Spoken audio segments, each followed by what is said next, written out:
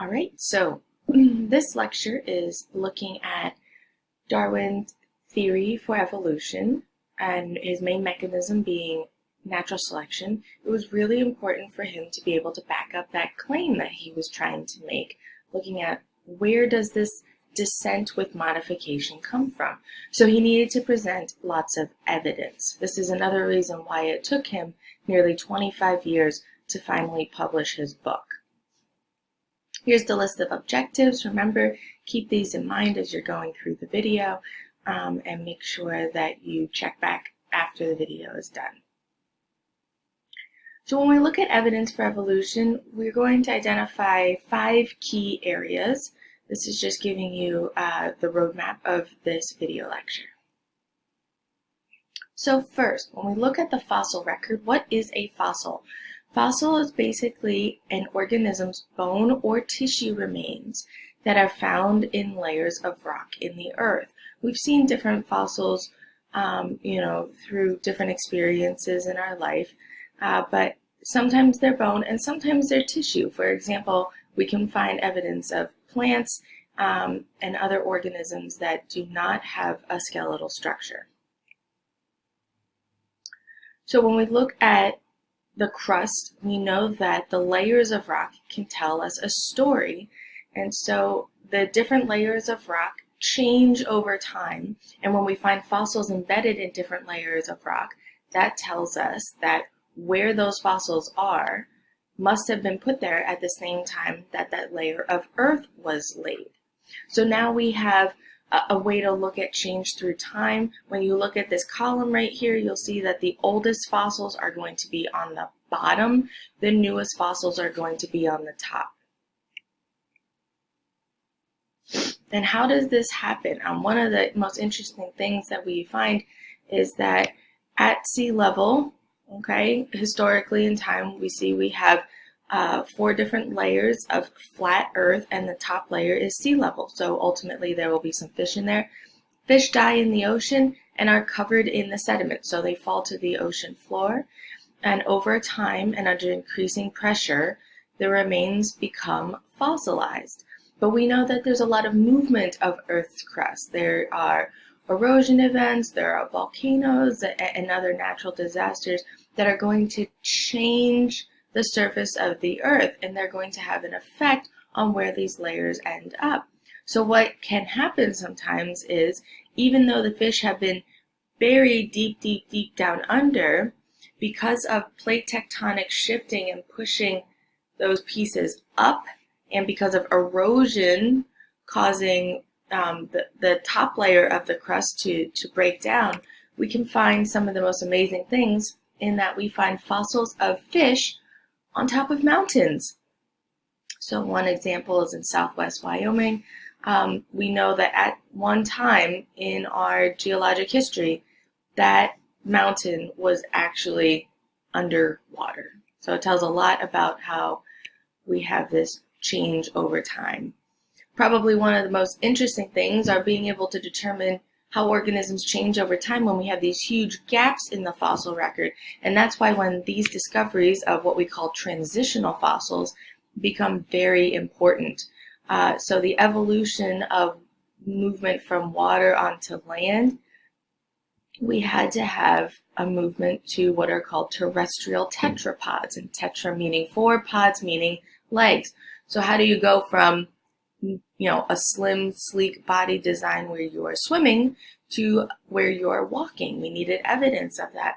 And while there are lots of holes in the fossil record, we can see here that we have found some transitional fossils, evidence of species that were in between environmental pressures, where we have a lobe fin fish and an early tetrapod. Look at the change in the shape of the head. There are some bone differences here. And then also, as you look at the fins are becoming much more bony here.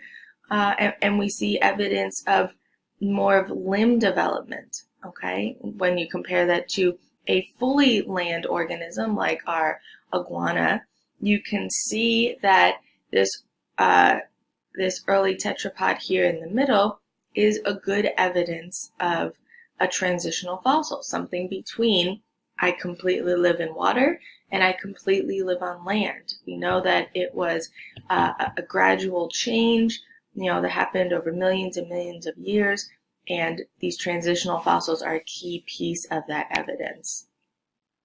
One of the most interesting ones, I believe it was found in 2004, is named Tiktaalik, a very cool intermediate between fish and early tetrapods, for example, like an iguana. And it was the first fish that we ever found to have a neck.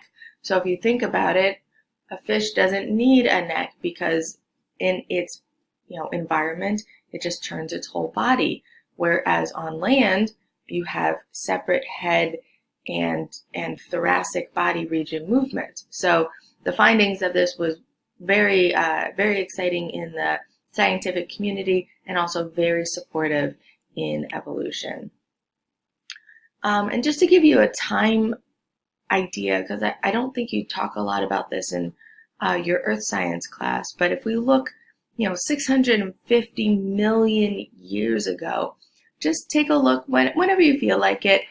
These are all of the different geologic periods that we've broken down, eras and periods, and some key events related to living things. And you'll see we have evidence of life starting very, very long ago, and you can see how that diversity of life changes with time. So one of the most interesting classes I've taken in college was a historical geology course. And it was just really neat to see how some of the key events that were occurring, to Earth's surface at the time, on a geologic, event scale, how that influenced the way life was developing at that time and evolution at that time. So a really, really neat thing to dig into. So again, just remember, fossil record, the important piece of evidence is that it's able to show change over time, and those transitional fossils are some key examples of that. Our second category of evidence is looking at geographic distribution. If you remember, one of the things that really got Darwin thinking was the fact that he noted that organisms seem fit for their environment. So when we look at these two organisms here, we're looking at a whale and a shark. You have to admit that there are similarities in their body design. Okay, even though whales and sharks live in very similar environments and have a similar shape, when we look at them as organisms, one is a fish and the other is a mammal, right? Sharks are fish, and whales are mammals, just like us. They give birth to live young, and they have mammary glands, and a couple other things. And that's a very distinct branch that is separate from fish. So when you look at these organisms, how can they be so different, but yet seem so similar in appearance? And a lot of that has to do with where they live. Their fitness, how well they survive and reproduce, has been shaped due to similar environmental pressures. So we can look at this from a couple different angles, right? If we go back to what we just talked about, like whales versus sharks, or even we could look at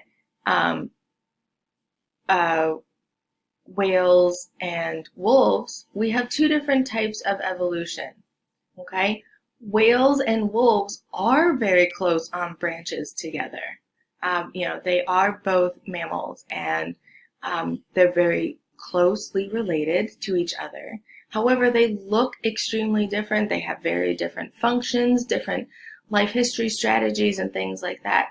So what we can say is that their relation is a result of divergent evolution. So they share a common ancestor, but due to different pressures in the environment, the branches that led to them split, okay? Whereas whales and sharks, as we talked about, are very distantly related. So their branches are extremely separate, but because of similar pressures in their environment, they're going to look and act more similar. So their traits have converged, okay? Showing convergent evolution. So that means that even though they're very separate on the branches of an evolutionary tree, their traits are very similar. So that's an example of convergent evolution. What are both of these related to? It's about the pressure of the environment. That is what's driving evolution.